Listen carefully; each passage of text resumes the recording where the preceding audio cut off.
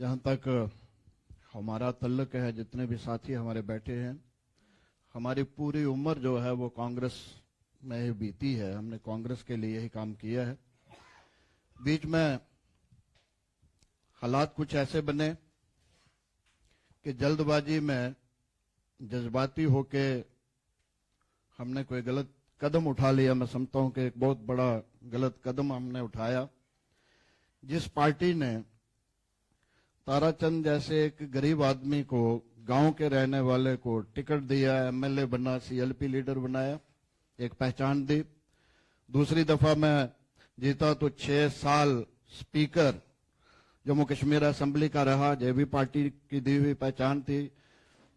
Shrimati madam Sonia जी ने मुझे खुद बुला के कहा था कि मैं आपको स्पीकर बना रही हूं, और 6 साल के लिए मैं डिप्टी चीफ मिनिस्टर रहा, जो भी कांग्रेस की देन थी।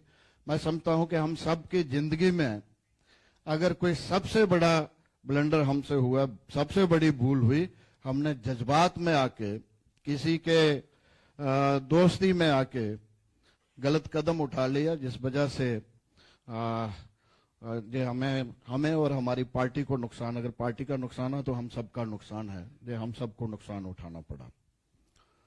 तो आज हम फिर वापस आए हैं। हम पार्टी के बहुत ही शुक्रगुजार हैं। श्री राहुल गांधी जी के, जनाब खड़गे साहब जो ऑनरेबल हमारे प्रेसिडेंट हैं, उनके मशकूर हैं।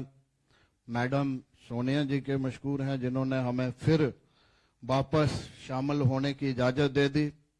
श्री वेणुगोपाल जी, मैडम जी, इनके भी हम मशकूर हैं कि इन्होंने साथ शामिल होके हमें फिर से पार्टी में शामिल करने का मौका दिया, होने का मौका दिया।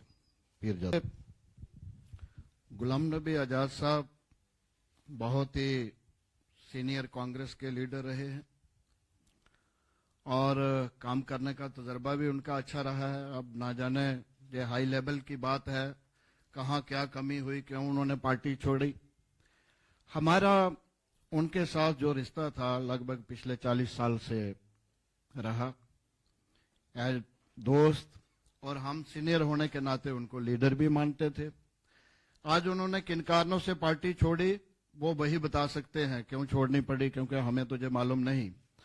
दूसरा जो आपने पूछा है कि हमें क्यों छोड़नी पड़ी, क्योंकि दोस्ती की वजह से हम जज्बात में आ गए कि आज ये अकेले पड़ गए हैं, हम इनको साथ देना चाहिए। जल्दबाजी में हमने फैसला ले लिया, और अब जब वो जज्बात ठंडे हुए तो हमें याद आया कि नहीं, जिस पार्टी ने हमें सब कुछ दिया है, जिस पार्टी ने इस देश को बनाया है, उस पार्टी के लिए ही हमें काम करना चाहिए। आज पूरे हिंदुस्तान को और खासकर जम्मू कश्मीर में जो सेकुलर फोर्सेस हैं, उनको मजबूत करने की जरूरत है, उनको यूनाइट होने की जरूरत है। जब हमें लगा कि जहां कुछ गड़बड़ लग रहा है, भूल भुलाइयों में डाल के गलत जगह ले जाने की कोशिश की जा रही है, सेकुलर फोर्सेस को कमजोर करने की कोशिश की जा रही है, तो हम फिर अपने घर वापस आ गए।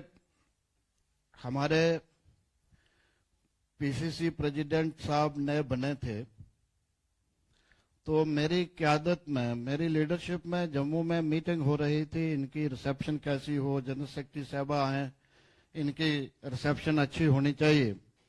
लेकिन रात को हम मीडिया के जरिए सुनते हैं कि गुलाम नबी आजाद जी ने इस्तीफा दे दिया।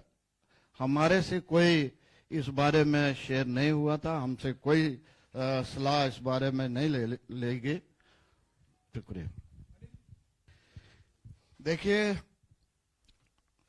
जहां तक पीरजादा साहब ने भी तफसीलन आपको बताया अपने स्पीच में, जो साथी स्टेज पे आज हमारे साथ बैठे हैं, अपने अपने एरिया में हर एक की पकड़ है, अपने लोगों में जो सारे साथी मजबूत हैं, और उनके अगर अच्छी रैलीज होती थी तो लोग हम जमा करते थे।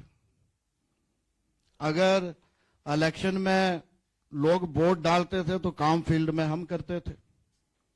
तो इसलिए अगर कांग्रेस पार्टी का वर्कर मजबूत रहेगा कांग्रेस मजबूत होके इलेक्शन में उभर के आएगी जम्मू कश्मीर के अंदर। ये किसी एक बंदे के जाने से या एक बंदे के रहने से पार्टी कमजोर नहीं पड़ जाएगी।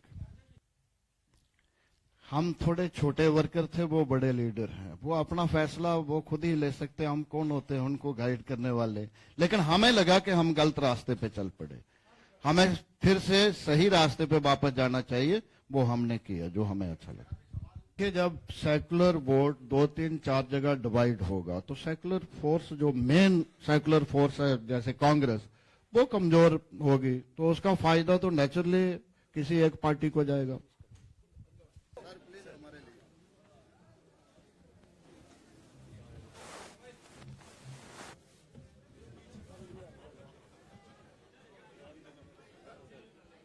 Thank you. Thank you.